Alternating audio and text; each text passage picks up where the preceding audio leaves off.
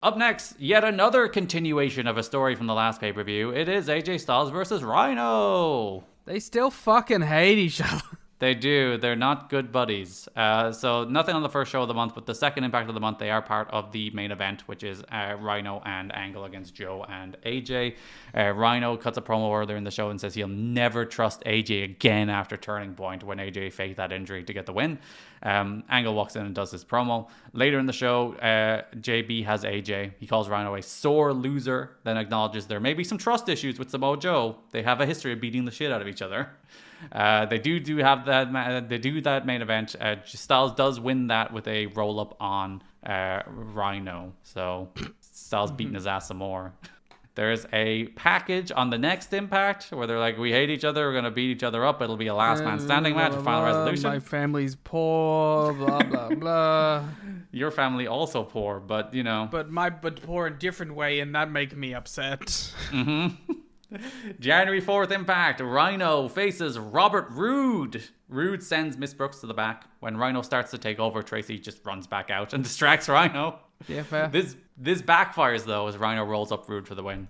Roode is very mad at Tracy. AJ jumps Rhino. Rhino turns it around, and as he's about to gore AJ, Roode comes back and attacks Rhino. Styles hits Rhino with the Styles Clash, laying out Rhino. The next week on the Go Home show, we do have a 6-man tag team match. It is James Storm, Chris Sabin, and AJ Styles facing Rhino, Petey Williams, and Christopher Daniels. All these are intersecting pay-per-view matches. The Classic just lump them in a 6-man tag on a Go Home show, which is my personal favorite.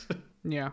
If you've ever seen me book DW. You do love, like, this technically counts as progressing a story. Yep, it gets everyone on the show and technically moves the story along.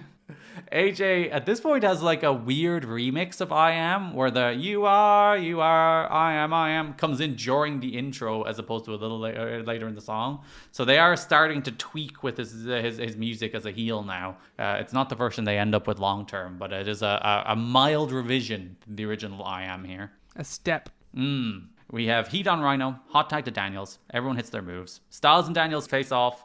Styles kicks him straight in the gut. Then Styles tries to fake the knee injury again. Daniels doesn't really buy it. Daniels does go to like start attacking, but Hebner kind of stops him, and that's what stops Daniels and allows Styles to kick him in the knee and roll him up for the win. He doesn't trust this guy anymore. I appreciate that Daniels doesn't quite fall for it. Even though commentary kind of suggests he does, but he clearly doesn't. He's like held up by Hebner, who's like wanted to check on the injury, and that's how Styles gets the advantage, rather than like Daniels actually showing sympathy. Yeah.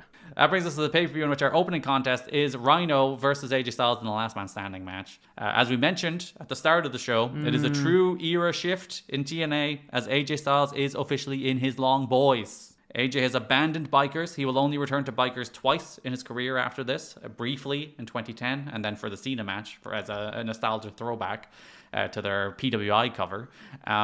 So yeah, this is the end of bikers AJ. It's for the best, really. Yeah, it does. It signifies growth, which is weird to say with wrestling. The growth gear. of the fabric is the growth of him as a performer. Yeah, it is. It does suggest a development in him as a performer, a development in this period of TNA, a development in this stage of his career. Well, we're about to get into AJ Styles' character work. Which, for the significant future. Yeah, is better than you might think.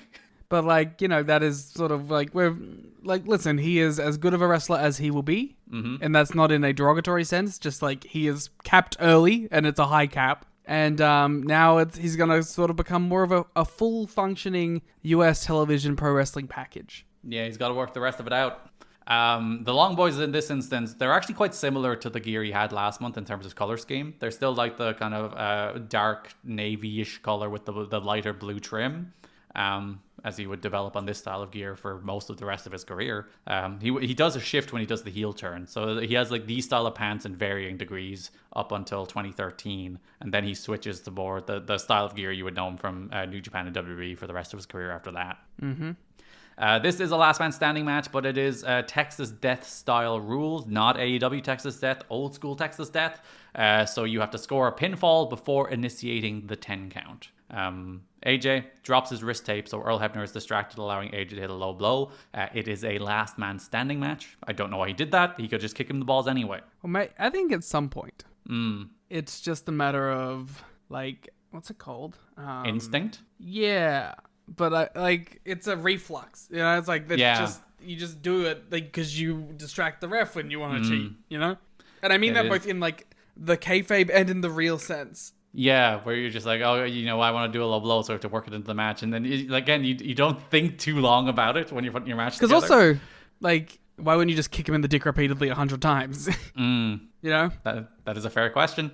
AJ gets a pin on a springboard splash, but Rhino beats the count. Rhino alley-oops AJ into the top buckle, which looks pretty cool. Gets a pin on a spine buster, but AJ beats the count. This is where Mike and Don do reinforce that if you're feeling a little like knocked woozy or whatever, you might just take the pin so you can take the referee count to get take some time to get your win back. That's like part of the strategy of this match, which I did appreciate, to explain why these guys are taking falls to moves they wouldn't usually take falls to. Some bullshit they never would otherwise. Yeah, I do appreciate them filling in that gap. Rhino hits AJ with a pair of gores, gets the pin, goes to get a table. AJ sees that he gets a table and he's like, fuck this shit, I'm staying down.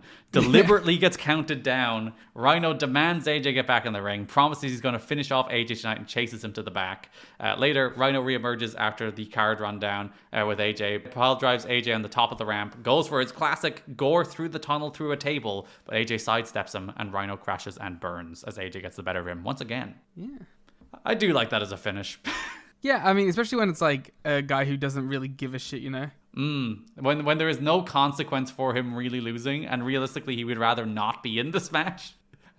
We will be running this match back for the next 3 pay-per-views though, so lock in. Next 2. It's only 2 more. Yeah. We are in a bit of an era because, like, obviously Angle and Joe has been run back a few times. We've been doing the Sting Abyss Christian Orbit for a while now. VKM have been doing their bullshit for months. We are kind of stuck in like some programs that just endlessly churn at the moment. It is a weird. It's not even like a holding pattern necessarily. It's just, I don't know. Maybe maybe it is a holding, and we're like waiting for I don't know. It's odd. It's weird. It just feels like an extension for no discerning reason. I don't feel like the storylines have really, or like there's been like enough character change to really necessitate it. But like, I also feel that it's not going to matter anyway because these characters aren't going to stay this way. Like if this is like the downward spiral of Kurt, but like Kurt's just going to be like chill, you know? He's going to be a babyface in like a month. He's going to be a babyface world title challenger in like a month. So it doesn't really make a ton of sense, but I think they just be booking week to week at this point. That is probably the case because it is like a million things are happening but it's between the same people on the shows for a few months. Yeah. And it's like, listen, to go back to my booking of TEW, it is kind of like whenever you take over a file or jump back into a file, you do have to spend like 2 or 3 months just being like feeling out the lay of the land, being like, who am I kind of into, what stories are clicking with me, and then you kind of build from there. So it kind of feels like that's what's happening at Russo at the moment, where he's like dropped it back into this, which wasn't his baby. It hasn't been his baby for 2 years. So it's 2 years of other people's stories and characters that he's kind of picking up and kind of sifting through and working out. That makes sense, yeah. Yeah, like who he likes and what he's doing, and the way he does that is just kind of like recycle the programs for a while and see what hits him. Because like the thing, I won't accuse him of being lazy. That's just the thing with the number of segments on these shows. I can't accuse him of being. It's not like, oh, lazy ass Vince Russo just repeating the same programs. I won't do that. There's too many segments on all of these shows. He writes too much to ever be called lazy. That's one thing you can't throw at him. Just different.